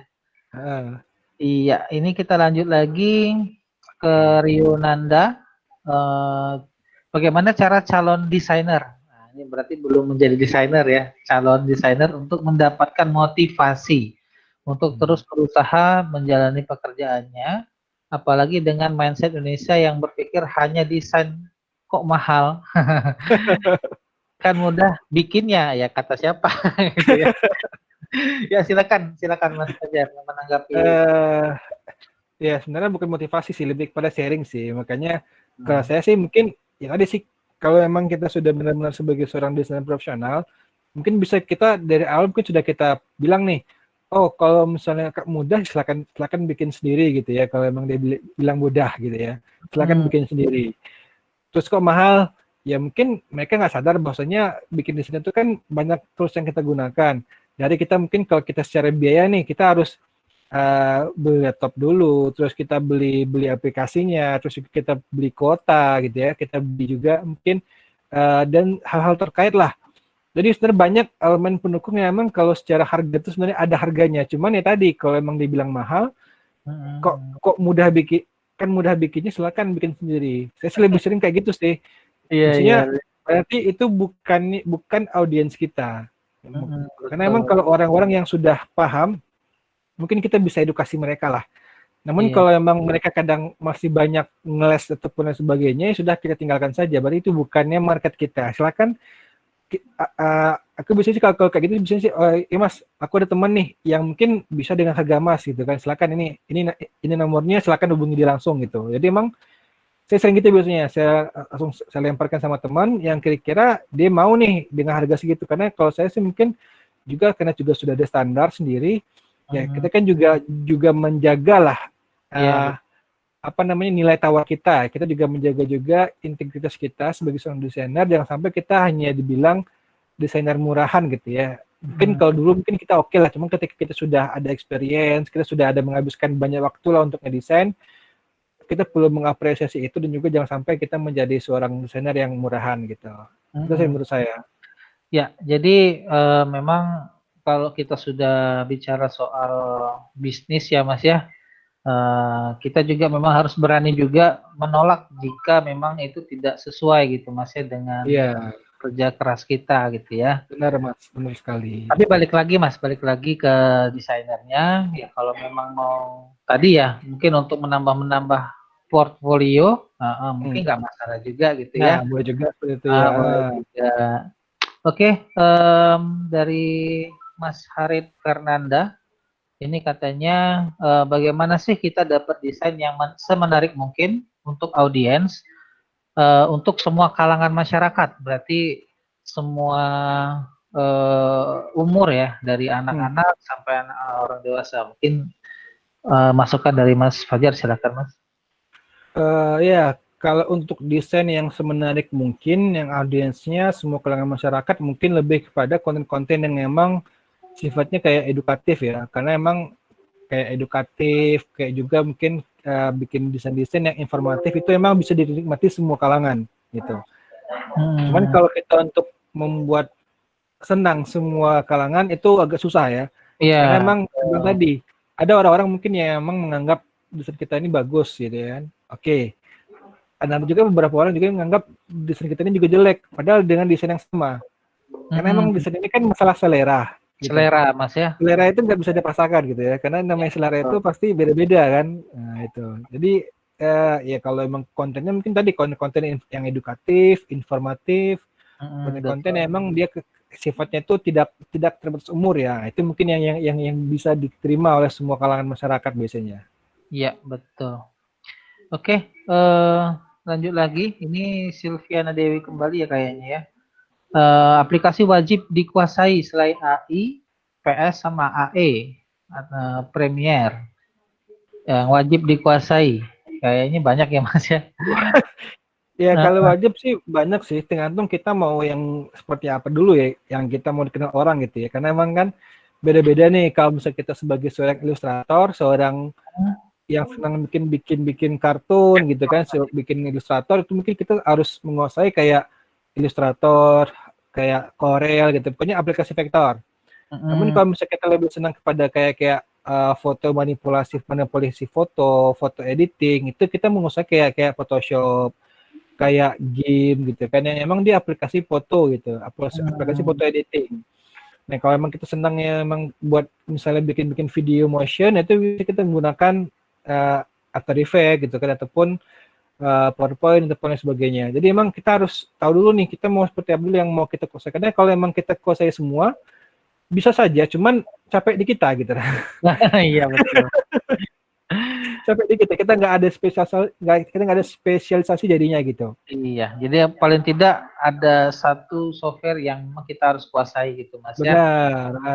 Oke. Nah, ini kalau buat gabung di komunitas desain komunikasi visual, mungkin nanti bisa join aja, mungkin nanti bisa cari aja di Instagram, namanya Desain Kelas Palembang, ataupun juga di Telegram, itu Instagram/Desain Kelas Palembang, digabung semua ya.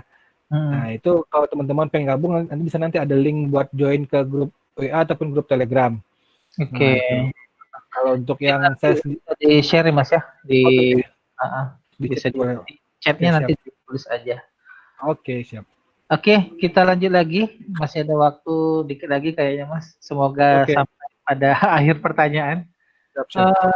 Dari Retno, bagaimana seseorang bisa disebut desainer grafis? Apakah dengan menguasai software sudah bisa disebut desainer grafis? Atau bagaimana menurut Uda Fajar? Silakan Mas. Kalau saya pribadi sebenarnya kalau nyebut desainer grafis itu tadi lebih kepada orang yang bisa membuat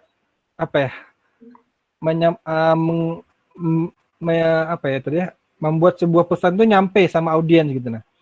Jadi cuma aja sih kalau kita bikin desain yang bagus, yang secara teknisnya mungkin sudah oke, secara konsep juga sudah oke. Cuman ketika pesannya nggak sampai, ya kita sama aja bohong. Karena emang fungsinya desain kan seperti itu. Bagaimana kita menjadi sebuah jembatan agar orang-orang itu bisa mendapatkan pesan dari sebuah desain yang kita buat gitu. Terus kalau menurut aku pribadi. Iya, yang paling penting sih buat karyanya Mas ya. Buat karya grafisnya dulu. Kalau buat softwarenya aja bisa tapi nggak pada karya juga ya percuma Mas ya. Iya. Oke, lanjut ke Gapur Hidayat. Saya pernah lihat ada web untuk jual desain kayak jual icon, logo dan lain-lain. Mungkin Uda juga pernah upload desain ke salah satu web tersebut untuk dibeli oleh seseorang yang mengunjungi web tersebut. Nah, web yang recommended apa ya, Mas? Nah, oke. Baik, dari Gapur ini menarik nih. Karena emang ya tadi kalau kita sudah tahu tadi kita lebih unggul di mana, kita nanti kan enaknya kalau kita sebagai seorang desainer ini kita bisa bikin semacam produk digital ya ataupun desain digital. Itu kita cukup buat sekali saja. Kemudian kita jual di situs-situs microstock ya kayak tadi kalau misalnya ada misalnya itu kayak Creative Market, kayak ada Envato, kayak ada Fiverr dan sebagainya. Nah, itu banyak sekali yang nanti coba teman-teman bisa googling saja. Tapi biasanya sih yang sering digunakan kayak misalnya kayak di Envato sama di Fiverr ya yang memang sering dipakai gitu ya. Fiverr yang sering memang ya Fiverr ya benar. Ya itu memang banyak tuh yang bisa kita upload. Cuman sekarang ini emang juga misalnya juga di free pick nih. Yang mungkin kalau kita mikirkan itu kan tempat kita sering gratis ya kalau kita di free pick ya. Sedangkan itu kalau kita sebagai seorang desainer kita bisa dapat juga duit dari sana gitu. Dari freepik.com, dari flaticon.com dan sebagainya. Jadi itu merupakan sebuah situs microstock yang memang dia akan tempat berjualan seluruh stok-stok digital, stok-stok desain. Nah itu. Adobe juga kalau salah ada Mas ya? Nah juga Adobe Stocknya juga.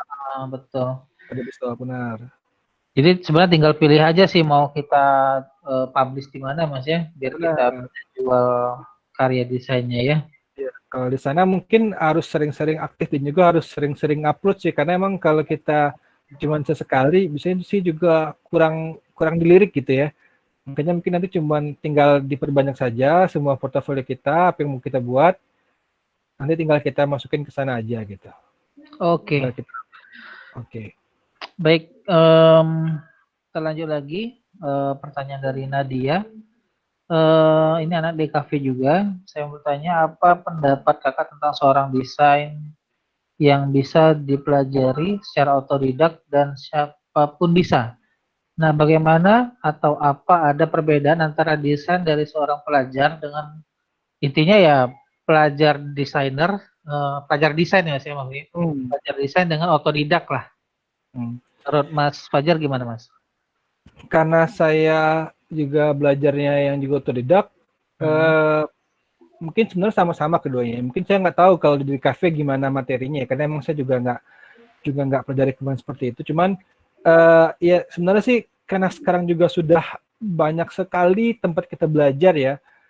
terutama mungkin juga di YouTube itu sangat melimpah sekali source-source untuk kita belajar yang khususnya buat teknik gitu ya. Karena mungkin kalau di kampus mungkin kan kebanyakan mungkin agak-agak lebih ke teori, cuman kalau kita emang benar-benar menjadi seorang yang praktisi ataupun yang emang ya benar-benar kita pengen belajar praktek lah gitu. Nah, itu sebenarnya kita bisa juga otodidak tadi. Tinggal kita emang harus kita rutin nih, kayak tadi belajar dari YouTube ataupun juga di beberapa situs e-course ya, kayak misalnya kayak ada Udemy, kayak ada juga misalnya dan lain-lain lah gitu yang kita juga bisa gunakan. Cuman prefer saya lebih senang otodidak karena emang pertama kita lebih bebas, kita lebih luas juga mau milih tutorial yang mana ya. Cuman kekurangannya mungkin kalau kita otodidak gitu kita nggak ada tempat bertanya. Nah mungkin kita tadi butuh komunitas ataupun butuh mentor yang emang ketika kita lagi stuck nih, mungkin kita lagi stuck ini kemarin kayaknya bisa, cuma sekarang nggak lagi nih ya, kira-kira di masalahnya. Nah itu mungkin ketika kita sudah ada komunitas, kita bisa sharing-sharing di sana. Ketika kita ada mentor, kita bisa langsung tanya, ini di mana salahnya ya, padahal ini sudah benar lah kalau sesuai panduan yang ada gitu. Nah itu sih enaknya mungkin beda antara keduanya gitu. Oke, jadi kalau saya tarik sih antara praktisi sama akademisi ya Mas ya. Ya Intinya benar. ya beda apa namanya, mungkin dari sisi pembelajarannya Mas ya. Kalau otodidak kan dia bebas mau mulai dari mana. Tapi kalau akademisi kan dia step by step-nya sudah ada kurikulumnya gitu kan kalau di pendidikan gitu ya. Oke, lanjut dari M. Edwin, mau tanya gimana cara udah Fajar ngumpulin mood. Nah ini mood atau mod nih? Mood ya kayaknya ya. Pada saat mau buat desain, gimana Mas kalau Mas Fajar? Iya, kalau untuk mood sih bener sih, kerja desain itu kerja-kerja yang emang juga menguras emosi gitu ya. Kadang kalau sudah kita bikin, kadang nih sering nih, udah bikinnya capek, lama, kadang-kadang mungkin aplikasinya not responding. Itu sangat-sangat menguras emosi ya. Itu menghilangkan mood. Ya, kalau mood mungkin ya sih biasanya saya sih lebih coba dulu mungkin semacam apa ya, semacam kita harus have fun dulu ya. Makanya sebelum kita bikin desain itu kita jangan sampai kita langsung fokus kita bikin apa, cuman mood dulu ini yang harus kita nih. Mungkin saya sering sih kalau saya sih senang makan, senang ngemil ya. Jadi mungkin saya sambil ngemil gitu ya. Sambil ngemil, mungkin sambil juga dengan YouTube. Memang ya ketika emang kita lagi stuck, ya sudah jangan kita terusin. Lebih baik kita mungkin ya coba kita beradu yang lain. Ya mungkin mata kita butuh istirahat.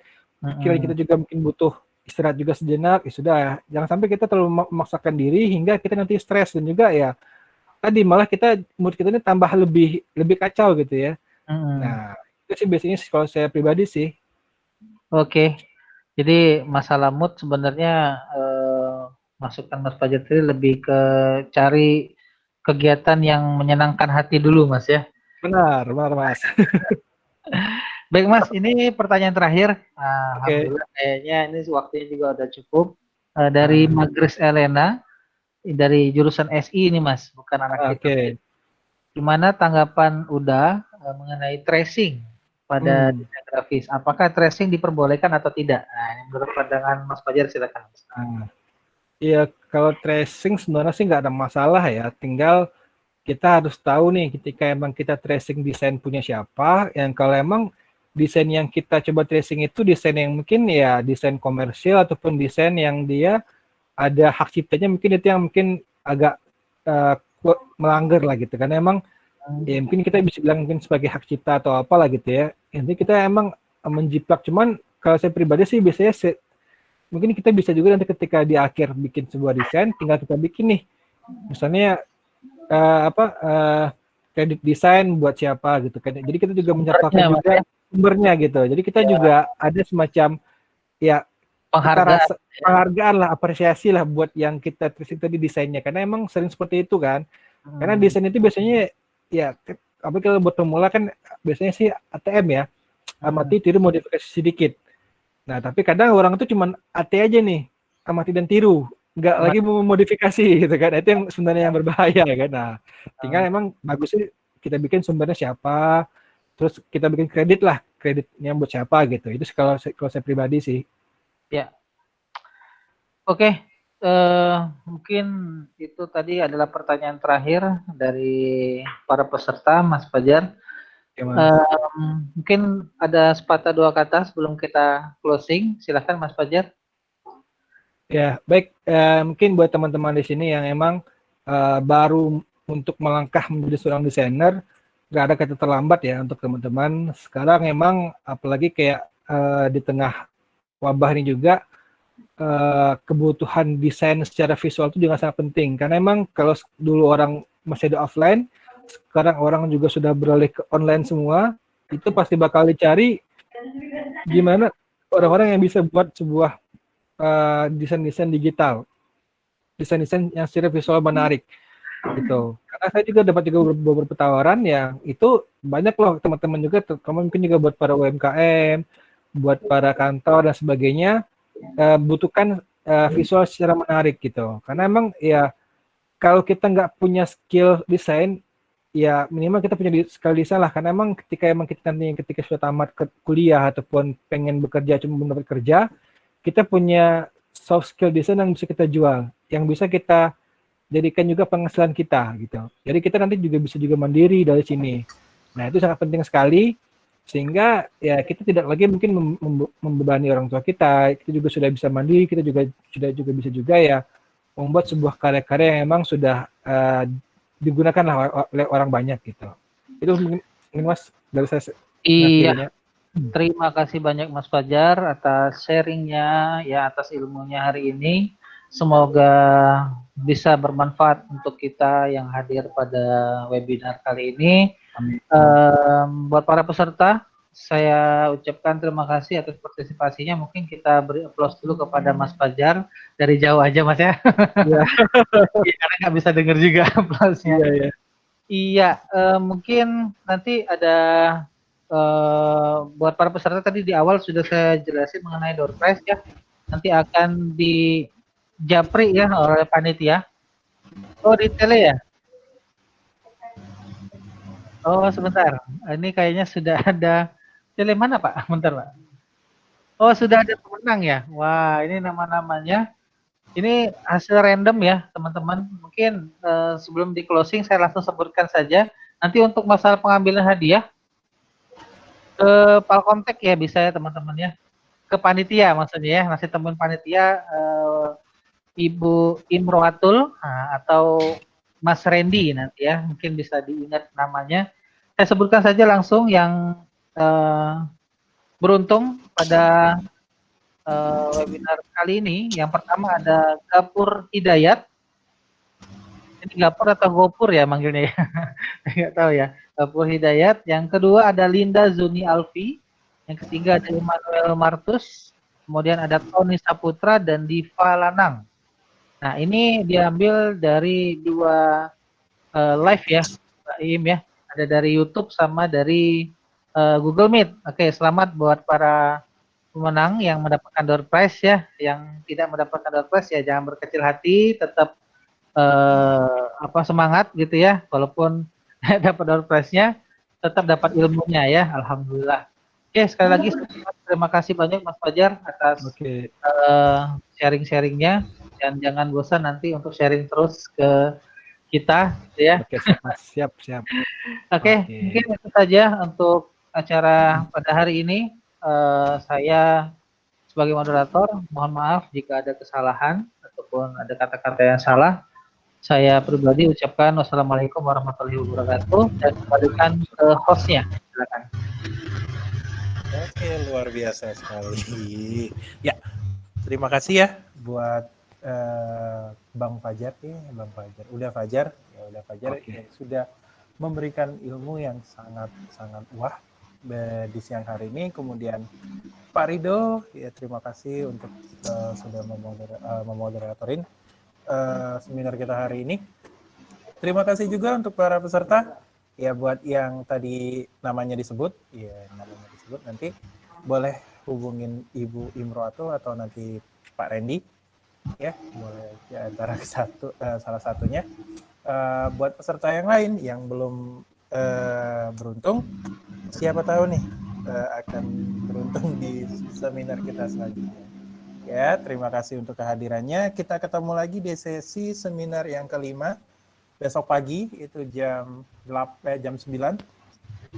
Nanti pembicaranya langsung dari saya. Oke, selamat siang semuanya. Assalamualaikum warahmatullahi wabarakatuh. Waalaikumsalam. Waalaikumsalam warahmatullahi wabarakatuh.